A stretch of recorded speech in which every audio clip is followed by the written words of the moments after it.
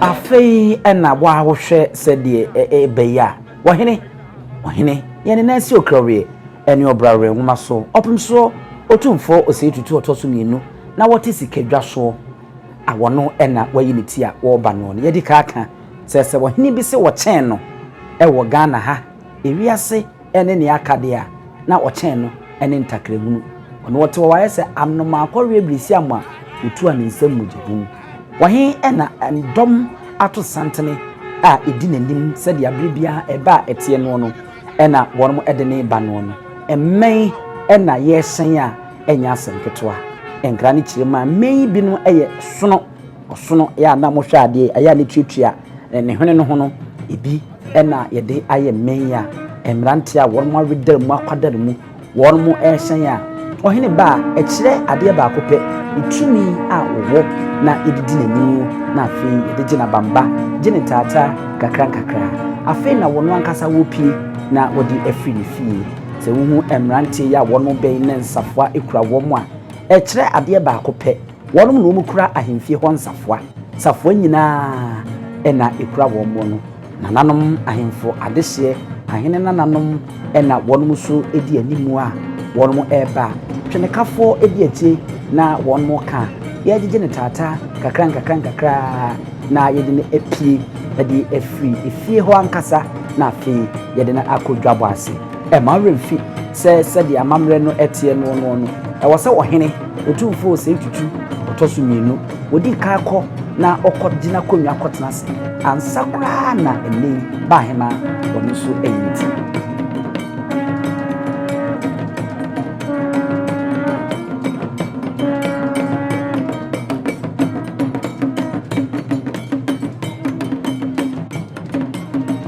entina yese ne saa eno no a enya asem keto akra wohene ba ompie saa kwa edom di animu a na oshi finfin bebe enne no se de aka no enne ye mada enne aye Asantehene na akona du yadom a wotoso miensa mfinhia nim obetena akonya no so ena yedi enti enne no ohene gyan ni nyina de ama maame a kase di nim wohene betena apakan mu nanka ene wadada ne ho na odi aba nanso enne ye gidi yie pa se ba hema nanka se mu ena obetena sikumu se wo hwe we a ehima ayetetrete ya mrante ende kosoro na wo musu no a ye frɛ ne echem edin no ye frɛ ne echem ti se mu beka ya ye hya ase a ye be ro me kan se ne ye bechem ne ma bebre echem eno no eno ni kura mrante na wonmu ehuja wonmu ede eba enye asemketoa afei na no ye ka kire mu se entakra no eno so entakra no so di ene kokko sese eno so ni di no eye aboa ne hu pa wo nwura mu ne ntakra ahene nananom ene ekura na wonmu didi wohene enimu edi huja na asekire de banyina ne se ohini bia ne hu ba ohimpo bi ba okokroko bi ba ya sase ya yete so yi die nanim ne nachie no obia eni ho no mo so hwe die kra ye brayi so a eye papa se die kusa be konto na nanim onimu a akwai se die di bojemu na so we ne kase pa ya hye da anwene na ye di hu Otumfuo ho de ho akwano na ye de ebono te se ye de fan ehu obi hu no sa pepepe no wei eye etuo ahodo a kane na sante kokko a ye de kono no ebi ne fitititititinde ebesi ne eda so ewo ho no kokko sese no ene na wo no mo so no aye sentakra no mpacho nyina ba bia nka sentakra ye fe ne kokko sese koko sese aboa no hu a wonwura mu eno no opem so ankasa ni enese mo hu anafade ni di kakan e de to monim se ene yesika enti sika so no opem so waya enye asenketwa we be kase wan shedam fan ho chenchenchen bi asa ne nso no kra no enafom se mo amohwa enafom sa sansa Asantehene ena AP Asantehene ena ebadwabo ase Otumfuo Osei Tutu a wotoso mienu wona oba edwabo ase eno ntino na tese enye asenketwa kra Remfi yate akatamanso ye wono kon wo ho nanso no ye woni chiri ye wo ho Otumfuo ebedwobo asese bia chiri no bi akatamanso ni bi sim so e kire se wakata manyina eso eno no enti se de NYANSAPO da bia ye kanu no ye kono na yesua de esi we ye friend se kokosese enye ntakrehu bi akeke enye ntakrehu bi akeke eya aboa de hu ehu entakra ena yetutua ya kan boma ahene nananom ena ekure kakra ye du dwabo na se ya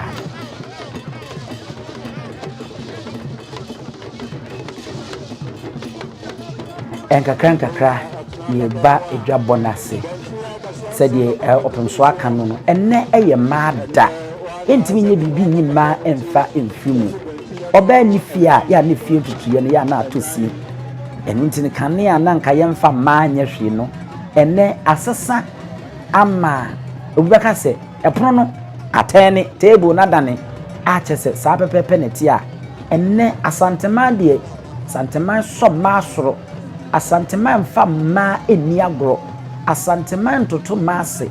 enu nti ne neye hu se ya bodwada taa na akoya abakwasem a edikan ewo asante abakwasem mu se oba hin na bia bedi asante akonwa kakra ka etese na nimfinhie num ye hye ho fan ebi nsi sada sabi akoto na kona bi ya doma odikan ye obedi mfinhie na aduana ba ako ya nhyefa na kona bi ya motoso mienu obi di mfinhie no aduonu nwotwe ewa akonya no so ya nhyefa na so neye na kona bi ya dom a wotoso miensa wadi mfinhie num emma wa santimantam ahemma titiwo ena aka bomu a won de kwoto ye wuranimu na ye wurase ekwan ne da ho a ene ye wamma kwanye na won mo hyefan yi ma Remfi se enne dwumadi a ye die ye ni nyina no ahemma no de otwia no a wo ye ntoto ye ni nyina eye ye ne aye hema mampo hema wono ena chese otwia no a ntoto ye no tototo ne mam bibia ko nkan sense sa ena ewose eko ye ka so no otwia no na nje se wono nko na eye nanso se ne ade ni titiye no ga na nya fa ho de ye bo kwa me nkroma ni din sanse wono na odi anim sa pepepe na akwa ntimi se uti a enyema no emfa ensi ebone ewo ho no opemso adru simpie so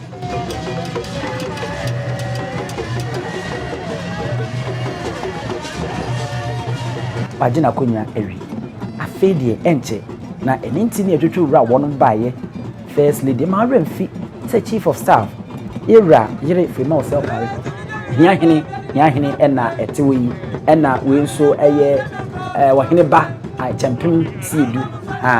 wono nso ena etewo no ma Remfi nja fe na fema osel pare nom chief of staff ma Remfi say wono ne oba odi kan aba be ya bankesie mu panyina wo ho na wakɔ ne mpire nu so emema no kora ba wonu ntini nkɔ ne saa enso wurare Fema Osei opare onumnyamfo onya ne mpire nu so a wadi ama na ye akonopa afei ena wonum so ato santena wonum bema yewura akwaba na yato so akwani His Excellency Dr. Alhaji Mahmoud Baumia woni ne twetwe mutwe ne ho kani Samira Baumia wonum na adu omo so a wonu akyeni de yani behu na befie ni so de first lady Rebecca Ekufu Ado ma Remfi se ni diankasa e de Rebecca okan diankasa e do na eja awari okoye nti na wo se Ekufu Ado no ebe yifi wona e be soso eno no so na oni ni wura abedi enchia e wo ho no abema na akwa aba amanyofo no enkane oba panyi odi kan His Excellency Nana Ajima Kunadu Rollins Mara fi se Abibirem Ghana man wono ne oba wotimi tigina ye na ekukase pa ete ye wo man Ghana man no 31st December women movement wono ene we kofar baaya wode baaya otua no besinne se ku no eda so ewo ehono no enti amanyofo ene mpanyimfo a wono beba baaya bi Mara mfi se ye wo Ashanti kokos ukopiem wo man Ghana mrahye bedwafi a Asante na emu hanomo ye wo maako ediananso wei eye Her Royal Majesty Lady Julia ohene eyere ni kuna ba ina jese amamre kwaso osoko na okoma na kwaba na chese enema koso enti onu titi na ne yehia na ohene ebase ya ade na ekura na ye tetrete ne de ye frɛ ne chem medical bodin a kyerɛwo nanso ye mu bebre enim on ema ahofefo be se banan ade de esidu kuso a ayese agyan no ye frɛ ne tasen sika kokko ne sisi so a wonum didi wo hene ani ohema nso ba kokosa salibi eno na hu no ena di na nimu na emrante no ena sa ahene nananom ena wonum kura wonum ehim no no eno nso kyerɛ wo hema ene na himi no sani esitie ya kyerɛ mo kokosa sene dada na ye koya no ibo se enkwada bi anase maalwa a wonum mfie ne nkwa anim saa wonum di wo hema ani eno nso beba ye fro wonum modoafo wonum ena Asantehene ebe bia wonum di anim na se fidie no ede wonum banso a bon se wonum tirinwi no se de yesi ayi tirinwi no tie ni mankase atwa wonum ti na momom tirinwi no se de yesi ayi no eno ni twi kasa ukoyi tirinwi na ankotwa uti se de yesi ayi tirinwi no eno nso asa kyerɛ wo ho ye frɛ ne se nchinchim eno nso ni din a ede ma modoafo no English boni be kasa won haircut no style no edin no ye frɛ ne nchinchim na won nso ye frɛ wo modoafo ohene ma ena ete ne sekum enya apakan ohema atena sekum a kyese edom ene won ma ye amana ya kono won ma ye amana ye fe papa na ama Asantehene su biem asaya Asantehene kokroku no se ne sitie no amana atre biem wa hanom a kyese ayaba kwasem edikan medical kan kyerɛw se amamremu no na se de Asantehene akonya ne tie no nana kunadu yi adomoto so miensen wono na sante beto ho aba ahema no otoso dunai wono otoso dunai lemom edin nana kunadu yi adom no di wono ena otoso miensa kunadu a oyi adom wono na eba no edin na se kire no okunadu no oyi dom nana kunadu yi adom die wodi kan ebedi finsia aduanan baako ye wotoso mienu bedi aduonu nwotwe enenne ye wotoso miensa wabe amamrem ni amane mu die enkeni nua pa ene Otumfuo Osei Tutu a wotoso mienu modoafo no ena mahu se won mato santena ha won mu him omo nsa no won wo mu tinye no se de yesi atwitwa no ye fe ni nchinchim eno ye fe ni nchinchim omo ne modoafo no se ukushia ne bebia yesi ye friends modoa wo tinye no se de yesi atwa no ye fe ni nchinchim wo mo eno no omo di ba himani mo magene tata abibia omo de na ko bebia akwa akwata nti se de na me ka no amamre ne amanye mu no ede ne ma me preko pe eno no enso e ka se de abose ne abode nchiche etie dia yesi ni nua preko pe ene Otumfuo a enye nchen ne ma me ba nana kuradu yi adom nana afia kobise wa ampem a wokọ akura yi ono ankasa inufo ano ba na sinimu ba odi kanye tini ya frɛ no kunadu panyi ansa na mfinhyia mpemienu ene dunsia ade de yi ebeto no ama yede ama no enti edi kunadu no de o wodada a yede to no nenso nananom adaroma owura nkonyanda mu no ena je sɛ osa koyi edin a nkwadunu ewu mu ede eka ho enti afei na abrewetia wate asi fom na woni ne ba ewa amamre ne amani mu woni ne nkidi nkita ho kakra ede ka aka chi no nkita ho die ndie ya na nsendrofo ya fidie ne nuho na etime hu nsema wo no mo eka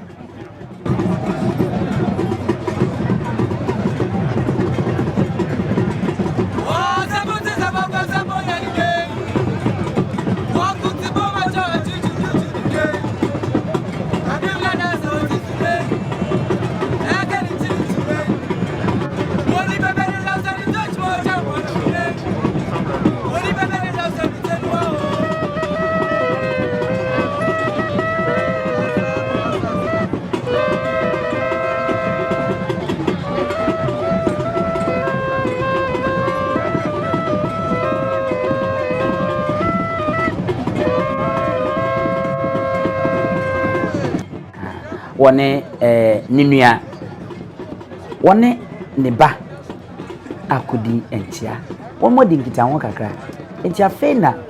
ohene ekona so ya akotena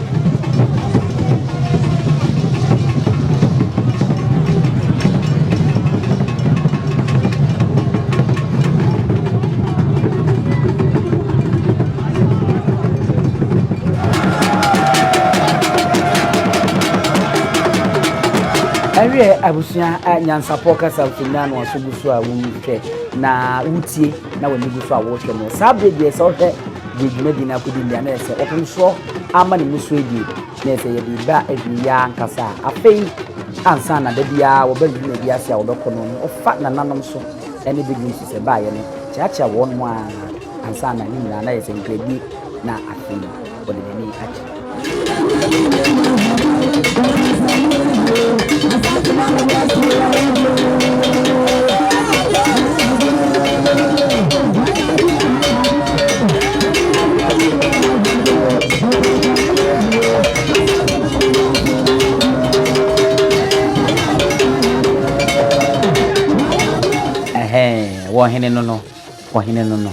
Wahine no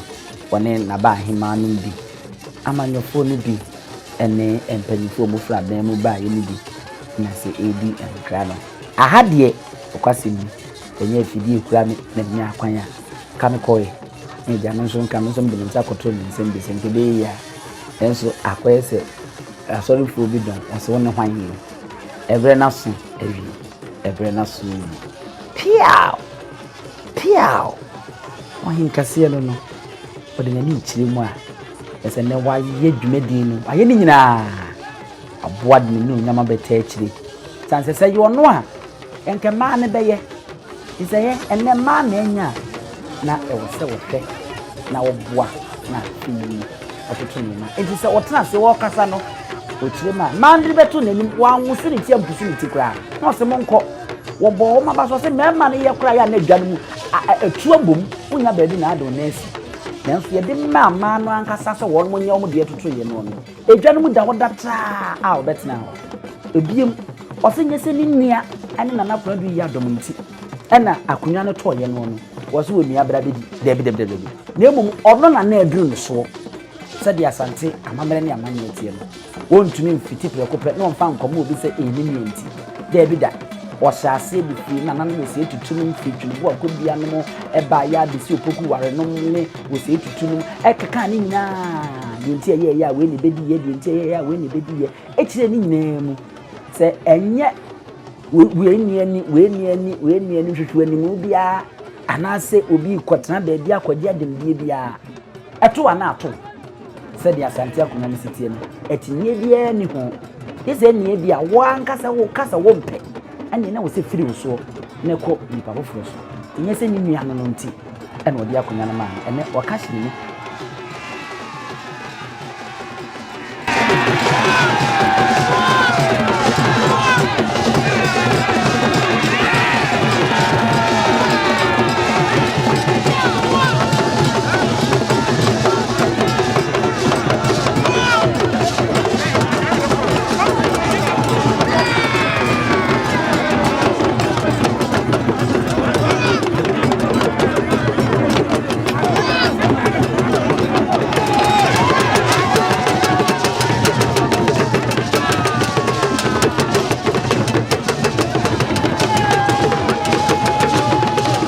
Arafon no wow